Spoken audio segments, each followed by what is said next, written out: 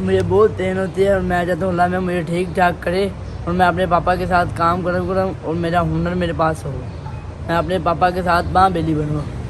आसरा तू बना मुझको बेआसरों का, आसरा तू बना मुझको बेआसरों का। कोई 11,000 वोल्ट करंट लगा। 11,000 वोल्ट का करंट जी, कैसे लग गया इसको? ये मामू के पास गया तो हेरो में अब पेन होती है, वो कहते हैं अब जल्दी से जल्दी करवाओ। वो कहते हैं कि नीचे वाली हड्डी भी खराब हो जा रही है, इसलिए जल्दी से जल्दी करवाओ। इधर से हड्डी भी उन्होंने निकाली है ना, इधर का भी ऑपरेशन हुआ है।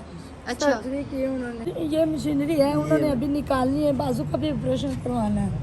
नहीं इधर ये हड्डी नहीं है, अभी इसका ऑपरेशन है। हड्डी नहीं है। अच्छा, हड्डी ये सारी सर्जरी हुई हुई है, हाथों की सर्जरी हुई है। इसकी दवाई हमने पहले ली थी 50,000 में, अब आपके सामने ये कीमत भी है। मुझको राहबर बना तू उन रास्तों का जिन पे चल के रजा तेरी पूरी करूं, फिर गुनाहों की दलदल में मैं न गिरूं। मैं गुनाहगार हूँ मौला माफ तू कर।